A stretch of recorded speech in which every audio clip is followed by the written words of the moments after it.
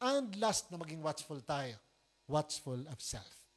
Kailangan din pala bantayan natin ang ating sarili. Kaya yon ang paalala ni Paul habang siya nasa kulungan, bago siya mahatulan ng bitay, ay nagbigay siya ng paalala. Sabi niya sa 2 Timothy chapter 3 verse 10, you, however. Kaya kanyang itinuro si Timothy, you, however. Kung bagay, bantayan mo rin ang sarili mo.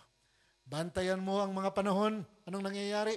Bantayan mo ang evil, pero bantayan mo rin ang sarili mo. Kaya si ikaw, si Apology, bantayan din natin daw. Ano ito? Sa verse 14, but as for you, inulit-ulit ni Paul, ikaw talaga dapat bantayan. Basahin na lang natin yung buong verse. Ready, go. Continue in what you have learned and have become convinced of. Kaya magpatuloy daw tayo sa ating natutunan.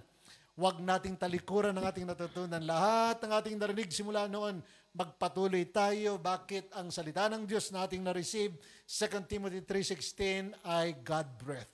Hiningahan ng Diyos ang kanyang salita. Kaya lahat ng na-receive natin na word, kailangan atin itong ipanatili sa heart natin. Huwag mapalitan ng fake news. Huwag mapalitan ng lahat ng negative na nasa paligid natin. Kaya ang sabi niya sa 2 Timothy 4:1, in view of His appearing, ito na ay ang pagbabalik ni Lord. In view of His appearing and His kingdom, I give you this charge. Kaya ito ang binibigay ko sa iyo na responsibilidad na dapat mong gawin. Be watchful.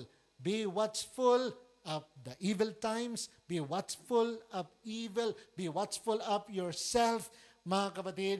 Kasi ang tendency, pag nakikita na natin yung mga negative na ito, because of the signs in the last days, the tendency is maapektuhan tayo. Pero instead of panicking, let us start proclaiming the gospel of Christ. Kaya ito'y opportunity. Intentional. Kung may mga negative na news, instead of panicking, let us proclaim the gospel. Ang Lord Jesus paparating na. Let us be prepared. Let us be ready because Jesus is coming. That's what He promised, that He is preparing a place for us in heaven and He will come to bring us to where He is. Kaya ito ang the best time, mga kapatid, to proclaim the gospel. Ito ang best time para ating i-lead kay Lord ang ating mga tao nakakasalamuha. Naalala ko nung umatake doon sa Qatar. So, umatake sa Qatar na ang Iran. Meron kaming group chat sa family. Ang isa sa family member ay nasa Qatar. Sister ng aking brother. Sister ng wife ng aking brother. Sister ng wife ng aking brother. Nasa Qatar. Pag na ang mga missile nasa taas na, binidyohan niya, post siya sa aming group chat. Inaatake na kami. Doon sa parang dumadagungdung. Parang nanginginig ang aming place.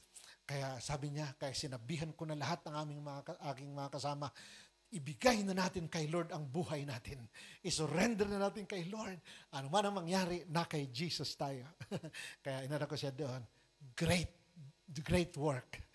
Yan ang dapat na work na gawin.